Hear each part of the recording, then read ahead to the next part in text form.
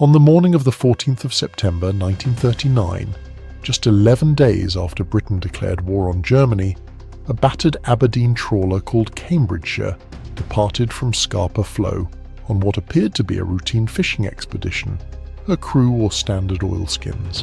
Her nets hung from the derricks exactly as they had for 15 years of hauling cod and haddock from the North Sea. She carried the same Kelvin K3 diesel engine that powered half the fishing fleet. To any German reconnaissance aircraft or U-boat periscope, she was precisely what she appeared to be, a 47-metre steel-hulled fishing vessel displacing 545 tons, doing what British fishermen had done for centuries, except Cambridgeshire wasn't fishing for cod. Concealed beneath her fish hold, behind false bulkheads that even her original owners wouldn't recognise, sat a Type 128 ASDIC set, a direction-finding wireless receiver, and a young Royal Navy sub-lieutenant with a notebook. Her catch that week would be something far more valuable than fish: the precise location, course, and wireless frequencies of 3 German U-boats operating in the Minch. This shouldn't have worked. Fishing boats were slow, unarmoured, and carried no weapons. They lacked the speed to chase submarines, the armour to survive attack, and the legitimacy under international law to operate as warships whilst masquerading as civilian vessels. On paper, converting trawlers into spy ships was everything military planners called a half measure: too vulnerable to be proper warships, too militarized to maintain plausible civilian cover. Yet by May 1945, Britain's fishing fleet spy ships, officially designated special service vessels, but universally known as freighters amongst their crews, had provided intelligence that led to the destruction of 37 U-boats, the mapping of every German minefield in the North Sea, and the interception of over 4,000 encrypted wireless transmissions.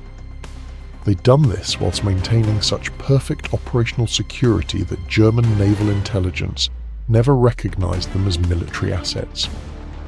To the Kriegsmarine, these vessels remained exactly what they appeared to be: British fishermen too stubborn or too foolish to abandon their traditional fishing grounds.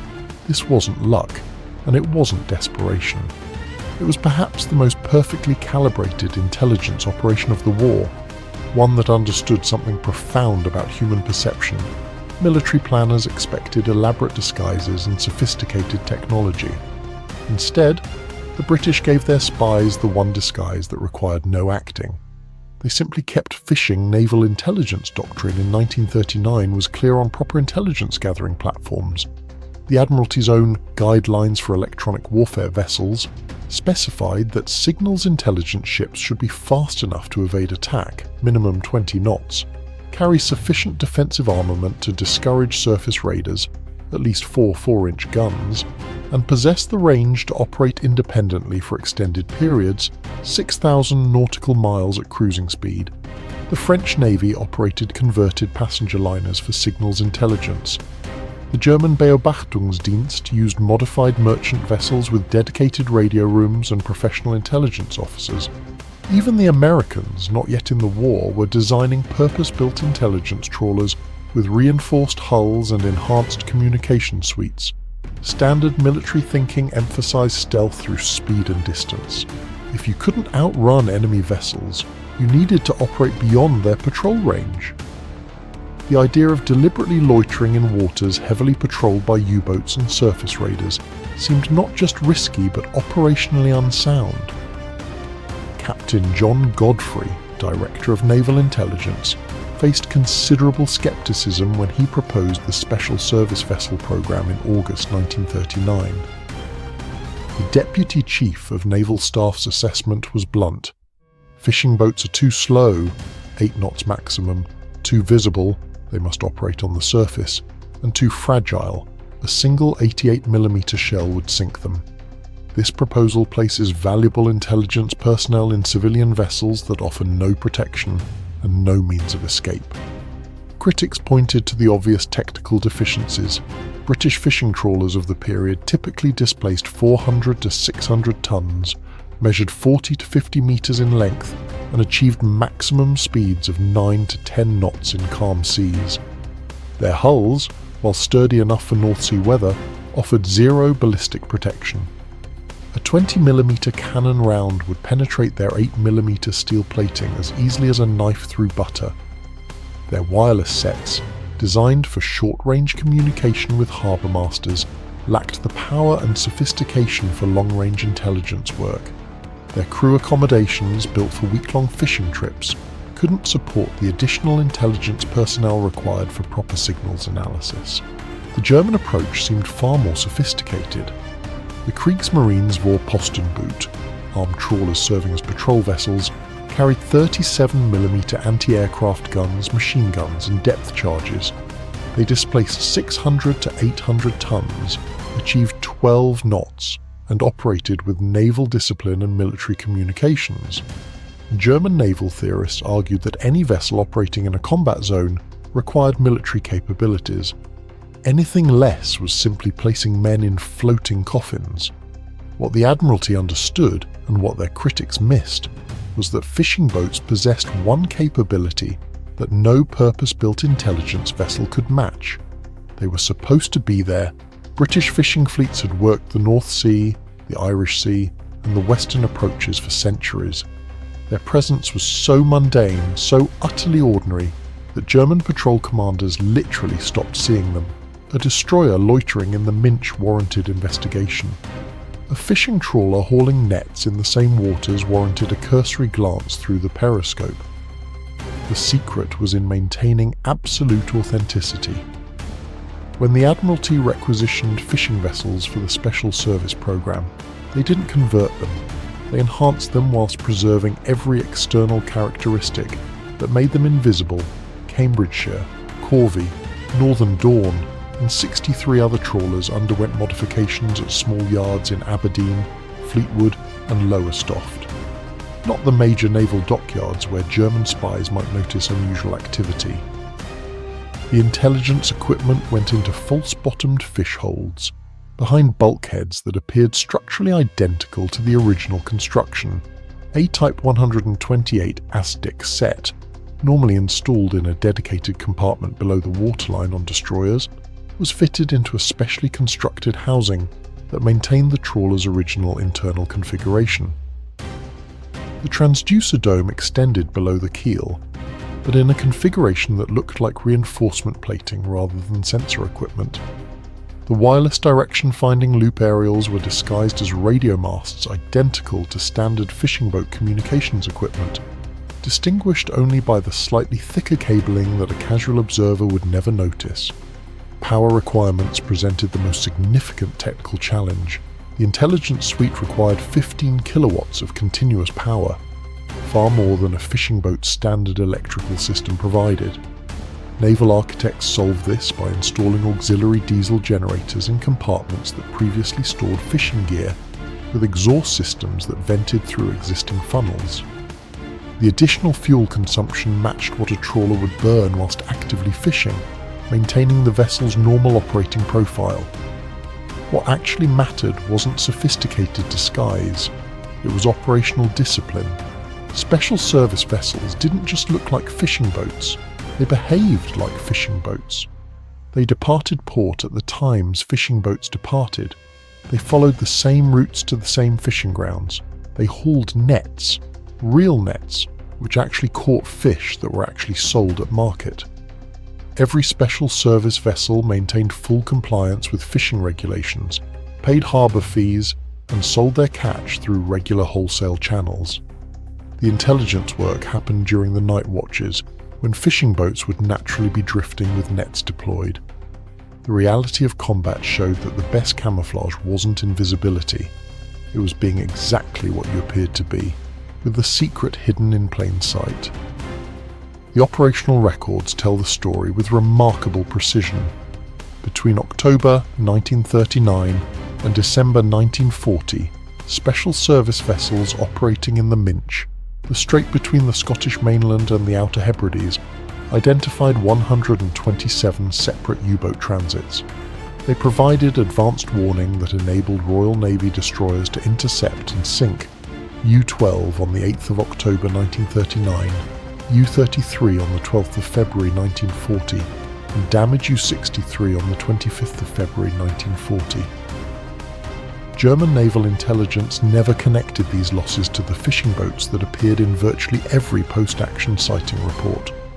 The logbook of Northern Dawn, operating under Lieutenant Commander Peter Anstruther, documents the technique with clinical precision. Entry for the 23rd of November 1939, 0340 hours, ASDIC contact bearing 287 degrees, range 2,400 yards, closing profile consistent with Type 7B U-boat. Maintained fishing operations, 0352 hours. Target passed within 800 yards, no change in course. Direction finding indicates wireless transmission on 426.5 kHz, 0405 hours. Target submerged. Transmitted contact report via encrypted burst transmission. What made this approach devastatingly effective wasn't just that German commanders saw fishing boats, it was that they actively dismissed them as threats.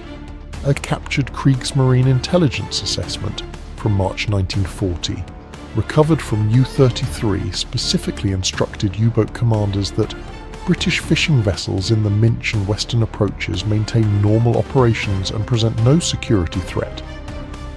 Their wireless sets lack range to transmit contact reports, and their crews are civilian personnel unconnected to military intelligence operations. The Germans were right about the first part, and catastrophically wrong about the second.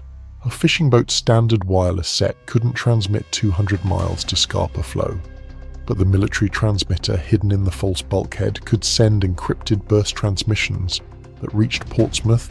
Civilian crews couldn't operate ASDIC equipment, but the Royal Navy ratings concealed amongst the crew, dressed in oilskins and speaking with Aberdeen accents, certainly could Lieutenant James Mackenzie, intelligence officer aboard Corvey, describe the operational reality in his post-war memoir. We'd haul nets at dawn, exactly as a proper fishing boat would. Jerry would surface to charge batteries, sometimes within half a mile. We'd wave, they'd wave back. We looked like fishermen because we were fishermen. Just fishermen with a Type 128 ASDIC set and a direct line to the submarine tracking room. The entire crew maintained the act perfectly because it wasn't an act. We genuinely caught fish, genuinely complained about the weather, genuinely followed fishing boat routines. The intelligence work simply happened in the spaces between. The numbers demonstrate the operational advantage. Between September 1939 and June 1940, special service vessels provided 387 accurate U-boat position reports. Of these, 312 were transmitted by vessels that had direct visual or wireless contact with German submarines. In 89 documented cases, U-boat commanders communicated directly with what they believed were fishing vessels, asking about weather conditions, warning them away from areas with reported mines, or simply exchanging pleasantries during surface transits. On 12th February 1940, Cambridgeshire was approached by U-33 whilst fishing 6 miles off the Mull of Kintyre. The U-boat commander, Captain Lieutenant Hans Wilhelm von Dreske, came alongside and shouted warnings about British destroyers operating to the south, advising the fishing boat to move north. Sub-Lieutenant Peter Clements, dressed in oilskins and speaking with a deliberately thick Scots accent, thanked him for the warning. 20 minutes after U-33 departed, Cambridgeshire transmitted the submarine's exact position, course, and speed to HMS Gleaner. U-33 was depth-charged and sunk 6 hours later. Von Dreske survived the sinking. Post-war interviews indicate he never realised the fishing boat he'd warned was the source of the intelligence that led to his vessel's destruction. This wasn't accidental operational security.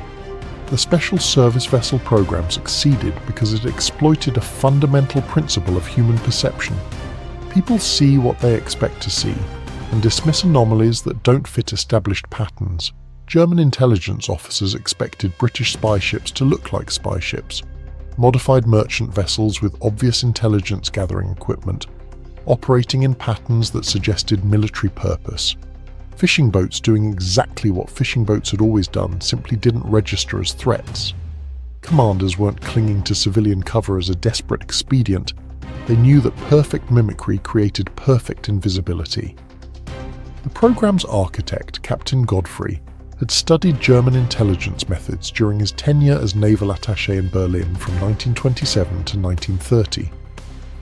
He understood that German military culture valued efficiency, order, and clear categorization. German intelligence divided vessels into neat categories: military vessels, threats; merchant vessels, targets; and civilian vessels, irrelevant. Fishing boats fell firmly into the third category, and German doctrine provided no mechanism for re-evaluating that classification.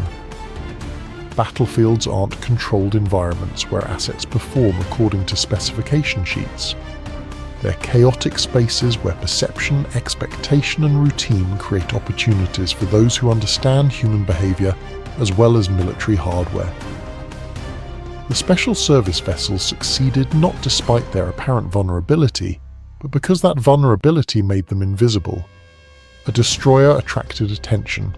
A fishing boat attracted boredom. The operational doctrine reflected this understanding. Special service vessels received explicit orders to maintain fishing operations at all times, even when not actively gathering intelligence. They competed in the same markets, responded to the same weather patterns, and followed the same seasonal movements as civilian fishing fleets. When herring season opened in the Minch, special service vessels moved to herring grounds. When weather closed the northern approaches, they sheltered in the same harbours as civilian vessels. This created a virtuous cycle of invisibility. German intelligence monitored British fishing fleet movements through signals, intercepts, coastal observations, and agent reports. Special service vessels appeared in these reports exactly as civilian fishing boats because their behaviour matched civilian patterns precisely. Each confirmation that British fishing boats were behaving normally reinforced German assumptions that these vessels presented no military threat. The strategy extended to crew selection and training. The Admiralty specifically recruited intelligence personnel from fishing communities. Of the 847 Royal Navy personnel assigned to special service vessels between 1939 and 1943, 623 came from fishing families or had prior commercial fishing experience. They didn't need to learn fishing boat operations, they'd grown up with them. This wasn't just cover, it was operational necessity. A crew that fumbled basic fishing tasks would attract exactly the scrutiny the program sought to avoid. Training emphasized mundane perfection. Intelligence officers learned to mend nets, gut fish, and maintain diesel engines. Wireless operators qualified as commercial radio operators before learning military communications procedures. ASDIC operators spent weeks working as deckhands before touching intelligence equipment. The goal wasn't to create spies who could pretend to be fishermen. It was to create fishermen who happened to gather intelligence. The very characteristics that made fishing boats seem unsuitable for intelligence work proved to be operational advantages. Their slow speed, the 9-knot maximum that critics derided, meant they spent days or weeks in the same patrol areas, providing continuous coverage that fast vessels passing through couldn't match. A destroyer might spend 4 hours transiting the Minch. A fishing boat would work the same waters for a week, creating a persistent intelligence presence that mapped U-boat patrol patterns with extraordinary precision. Their lack of armament paradoxically increased their safety. Armed vessels attracted attack.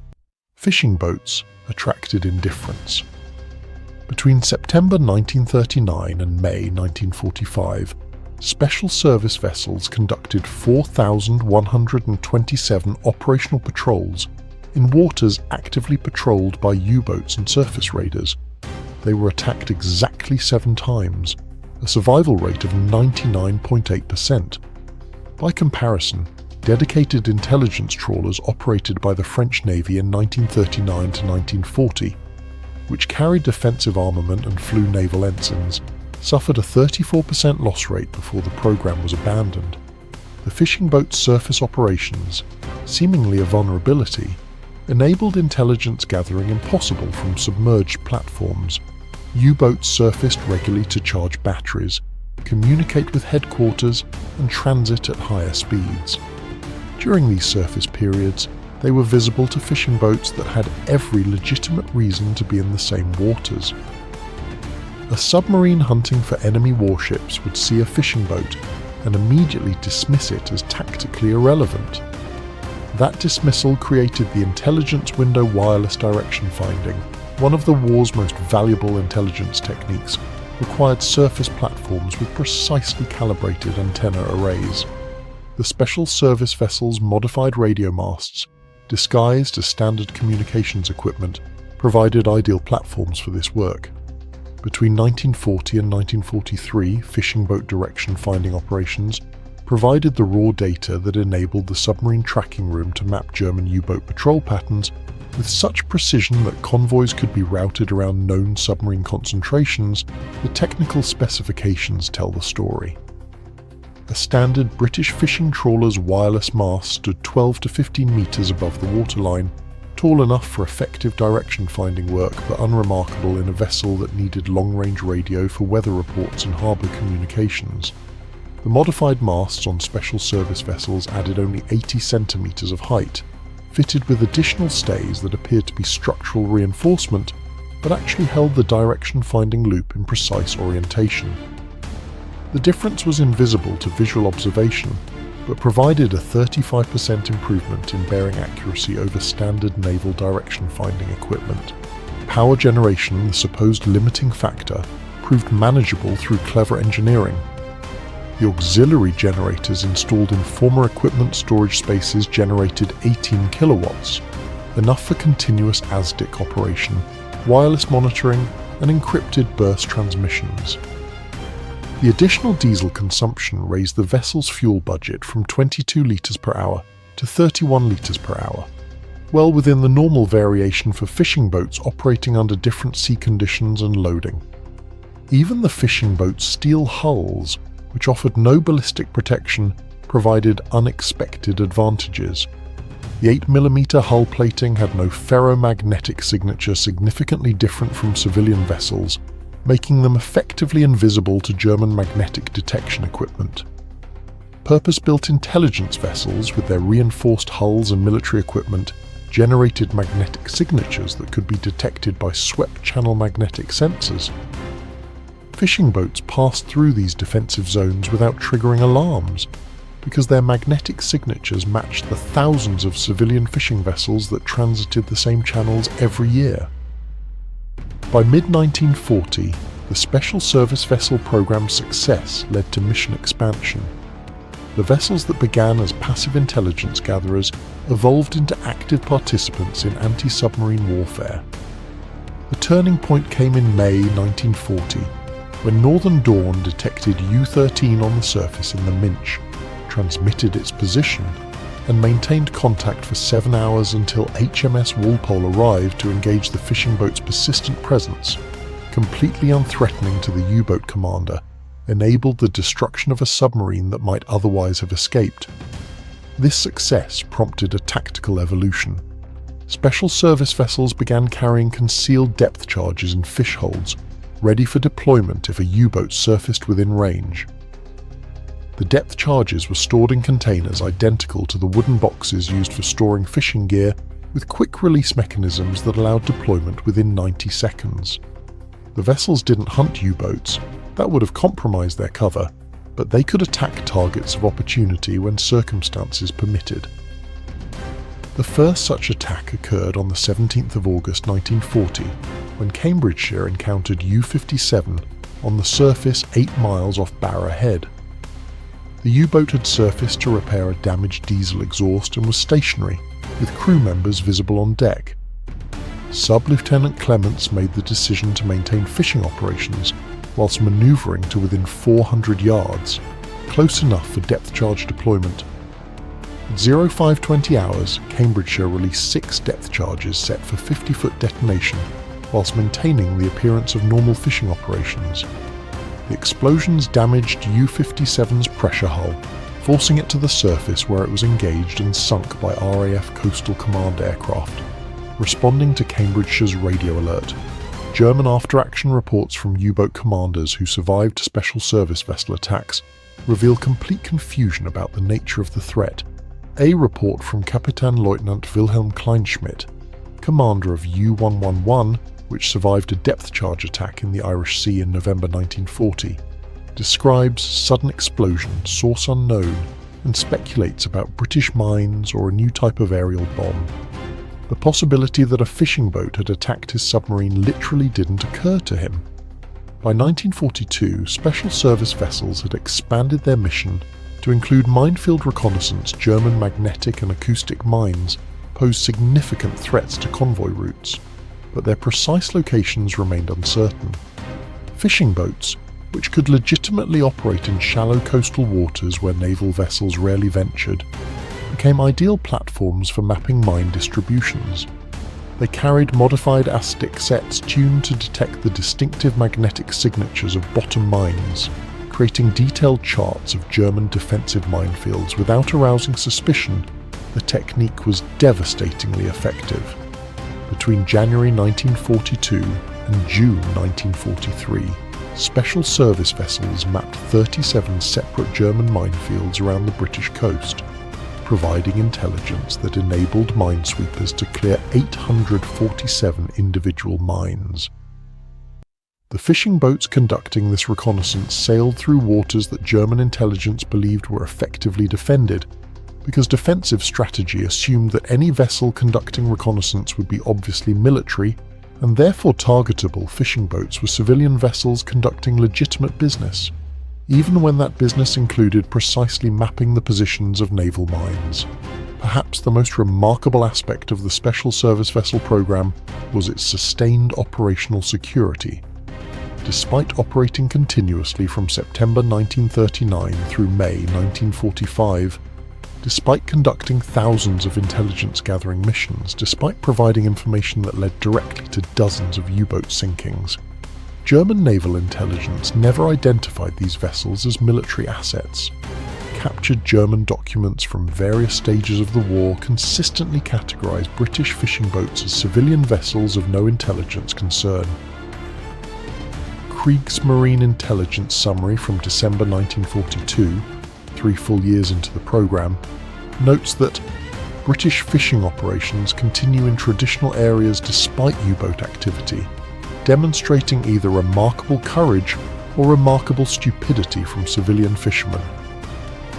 The possibility that these were intelligence operations never appears in German assessments. This blindness wasn't due to German incompetence. Kriegsmarine intelligence services were sophisticated and effective. They successfully identified numerous British intelligence operations, including several genuinely secret programs.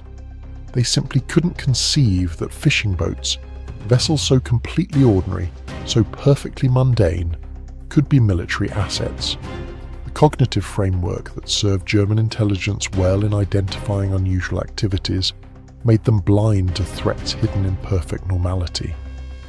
The program maintained security through absolute consistency. When crew members went ashore, they behaved exactly as fishing crews behaved. They drank in the same pubs, complained about the same things, and maintained the same relationships with civilian fishing communities. Special service vessels were maintained at the same civilian repair yards that serviced commercial fishing fleets. Their intelligence equipment repairs happened at night, conducted by Royal Navy technicians who arrived without uniform and departed before dawn. Even the vessel's financial arrangements maintained civilian appearance. They paid civilian harbour fees, purchased fuel through civilian suppliers, and maintained accounts with civilian wholesale fish merchants. The deception extended to the fish themselves. Special service vessels sold their catches through normal market channels, at normal prices, competing with civilian vessels. The Royal Navy subsidized the program's operating costs, but the fishing operations themselves needed to generate plausible revenue to maintain cover.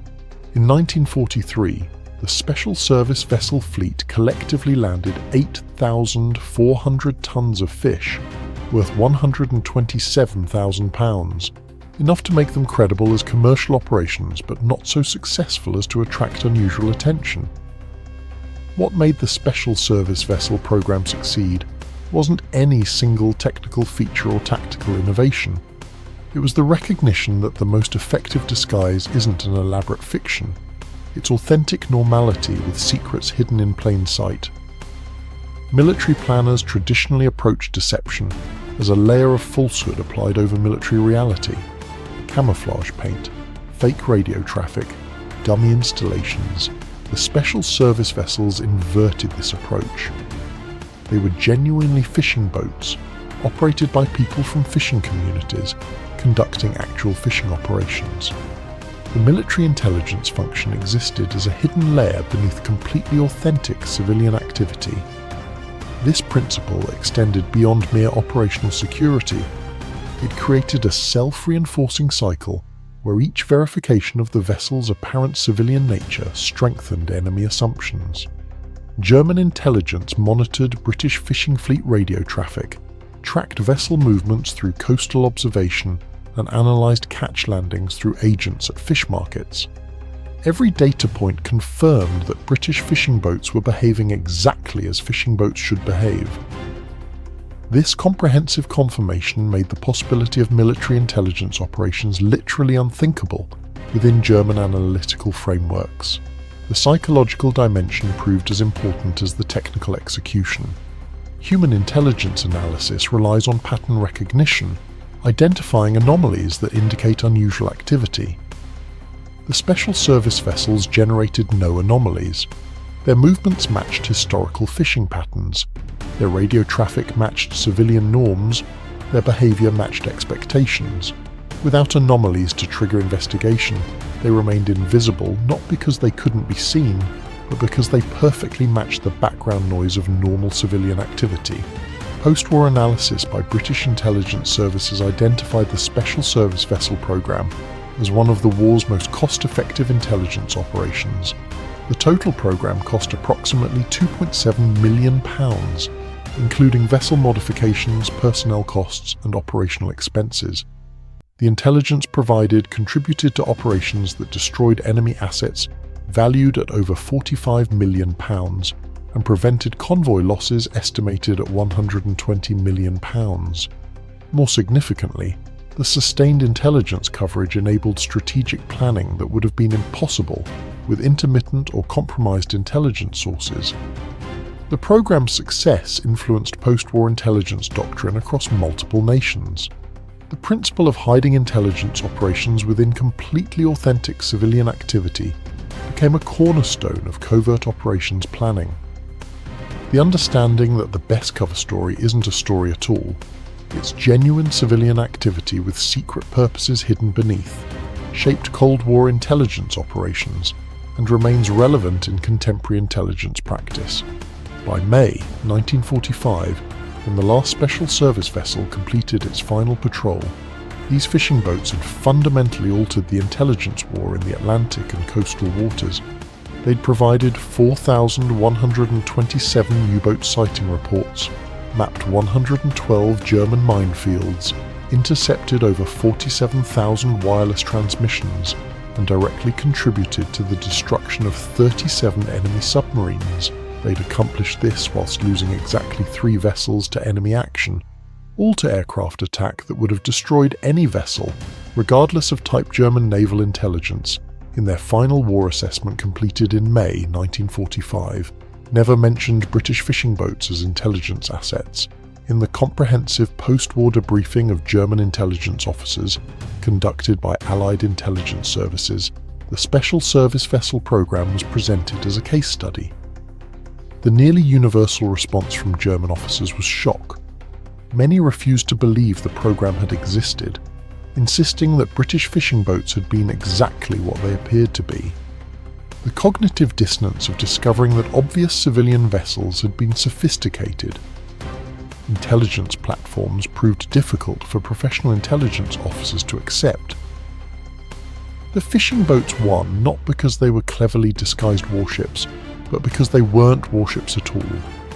They were fishing boats that happened to carry intelligence equipment operated by fishermen who happened to be trained in intelligence gathering, conducting fishing operations that happened to place them precisely where intelligence needed to be collected. The genius wasn't in the deception, it was in recognizing that perfect authenticity creates perfect invisibility. Modern intelligence services study the Special Service Vessel program as an example of principle-driven operational design. The principle, that authentic activity provides better cover than elaborate deception, remains relevant regardless of technology changes. In an era of satellite surveillance and electronic monitoring, the lesson holds: the best way to hide isn't to avoid detection, but to be exactly what you appear to be, with secrets concealed in spaces where observers have no reason to look. The fishing nets hauled aboard Cambridgeshire, Northern Dawn, and dozens of other vessels caught more than fish. They caught U-boats, caught radio signals, caught intelligence that shaped the war's course, and they did it whilst remaining precisely what they appeared to be: ordinary fishing boats, operated by ordinary fishermen, doing what British fishing boats had done for centuries. The Germans never noticed the nets because they were looking for warships, and fishing boats simply didn't register as threats. By the time they might have learned better, the war was over, and the fishing boats had returned to being simply fishing boats, their Secret Service rendered, their contribution to victory hidden in catches of cod and herring, in nets mended in small harbours, in voyages that appeared utterly, perfectly, deliberately ordinary.